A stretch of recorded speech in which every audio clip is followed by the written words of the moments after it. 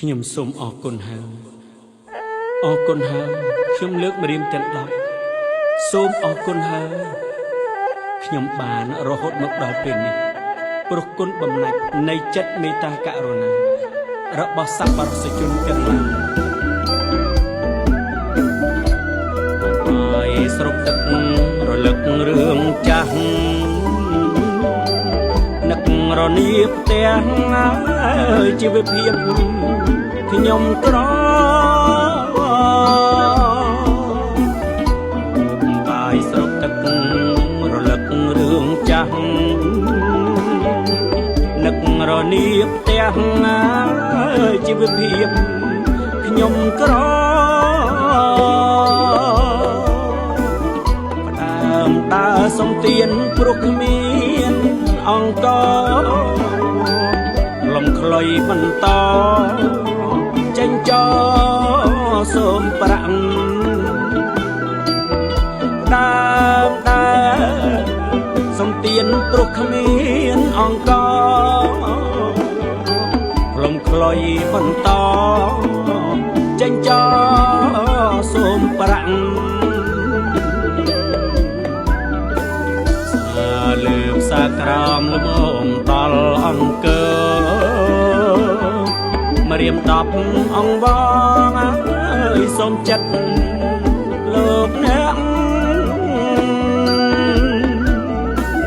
ផ្សារលើផ្សារក្រមលំអមដល់អង្គម្រាម10អង្គបងអើយសូមចិត្តលោកអ្នក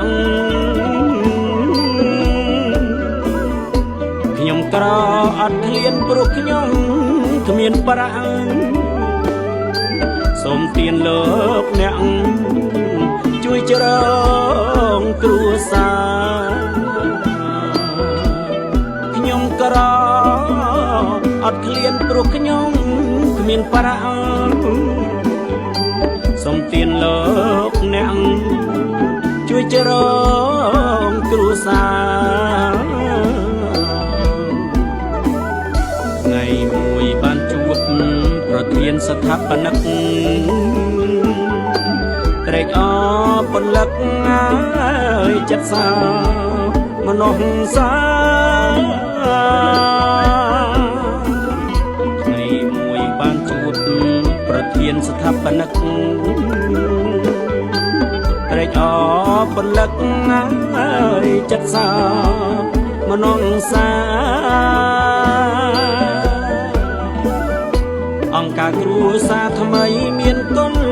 ក្រៃមហាខ្ញុំបានសិក្សា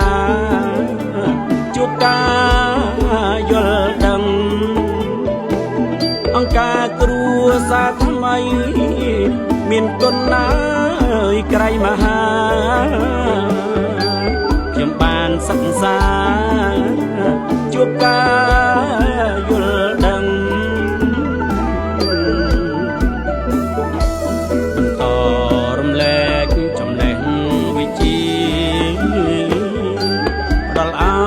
កុមារពិការគ្រានឹងតរំលែកចំណេះវិជ្ជាដល់ឲ្យកុមារពិការគ្រានឹងដល់ជនធម្មតាប្រាជ្ញាថ្លែងថ្លាំងចង់ថែប្រលឹងដូនតាដោយស្មោះដល់ជនធម្មតាប្រាជ្ញាថ្លែងថ្លាំងជួយថែប្រលឹងដូនតាដោយស្មោះ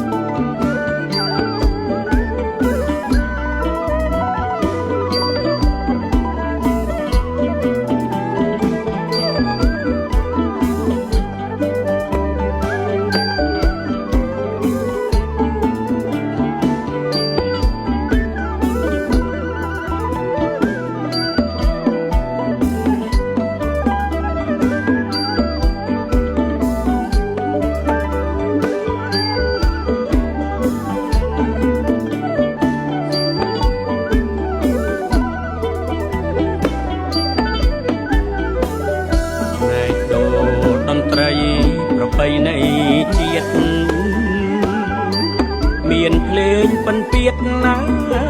ខ្សែខ្លាំងដូចឆ្នាំង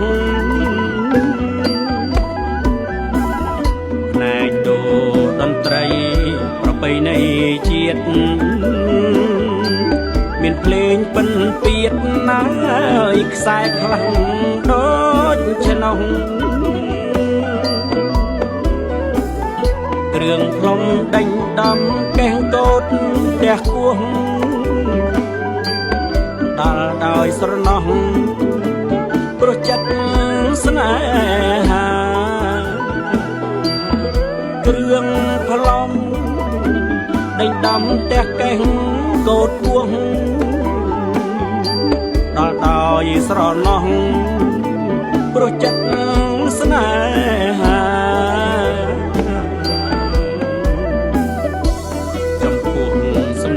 សៀងដូតន្ត្រីភ្លេងគ្រប់តម្លៃនៃជាតិថាមារាចំពោះសំនៀងសៀងដូតន្ត្រីភ្លេងគ្រប់តម្លៃនៃជាតិថាមារា